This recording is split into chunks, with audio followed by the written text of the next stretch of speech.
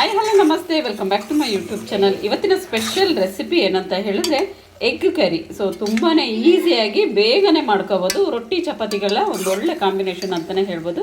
So ಈ egg curry ತುಂಬ ಚೆನ್ನಾಗಿರುತ್ತೆ. ಸೊ ಬನ್ನಿ ಸ್ಟಾರ್ಟ್ ಮಾಡೋಣ. ಮಾಡೋದು ಹೇಗೆ ಅಂತೇಳಿ ಸಿಂಪಲ್ ವಿಧಾನದಲ್ಲಿ ತಿಳಿಸ್ಕೊಡ್ತೀನಿ. ನಾನಿಲ್ಲಿ ಒಂದು 5 ಮೊಟ್ಟೆನ ಬೇಯಲಿಕ್ಕೆ ಇಡ್ತಾ ಇದ್ದೀನಿ. ಇಲ್ಲಿ ನೋಡಿ, ಇವಾಗ ಬೇಯಿಸಿರೋವಂಥ ಮೊಟ್ಟೆನ ಈ ರೀತಿಯಾಗಿ ಕಟ್ ಮಾಡಿ ಇಟ್ಕೊಂಡಿದ್ದೀನಿ. ಇವಾಗ ಒಂದು ಬಾಣಲಿಗೆ ಸ್ವಲ್ಪ ಆಯಿಲ್ನ ಹಾಕ್ಕೊಳ್ಳಿ. ಆಯಿಲ್ ಚೆನ್ನಾಗಿ ಕಾದ ನಂತರ ಸ್ವಲ್ಪ ಈರುಳ್ಳಿ ಹಾಕ್ಕೊಳ್ಳಿ.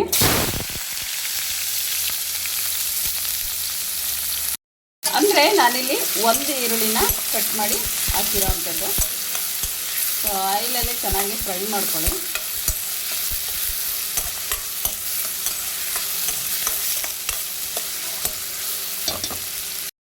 ಇವಾಗ ಟೊಮೊಟೊ, ಸೊ ಒಂದು ಟೊಮೊಟೊನ ಹಾಕಿ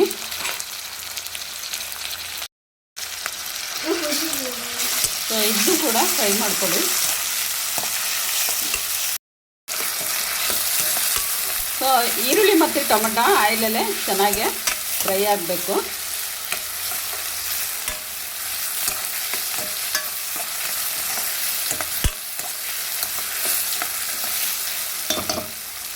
ಸೊ ಇಷ್ಟಾದರೆ ಸಾಕು. ಇವಾಗ ಬೇಯಿಸಿಟ್ಟಿರೋಂತಹ ಮೊಟ್ಟೆ ಪೀಸಸ್ನ ಇದಕ್ಕೆ ಹಾಕೊಳ್ಳೋಣ.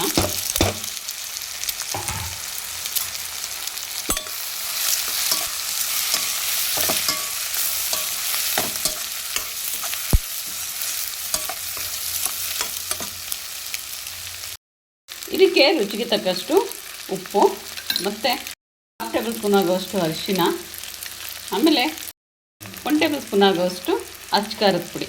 ಸೊ ಇದಿಷ್ಟನ್ನು ಹಾಕಿ ಚೆನ್ನಾಗಿ ಮಿಕ್ಸ್ ಮಾಡ್ಕೊಳ್ಳಿ.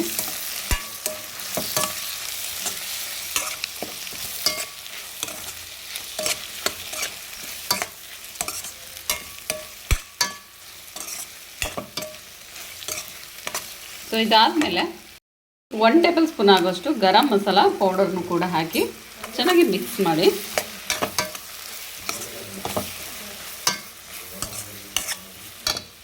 ನಂತರ ಒಂದು ಸ್ವಲ್ಪ ನೀರನ್ನ ಹಾಕಿ ಕುದಿಸ್ಕೊಳ್ಳಿ.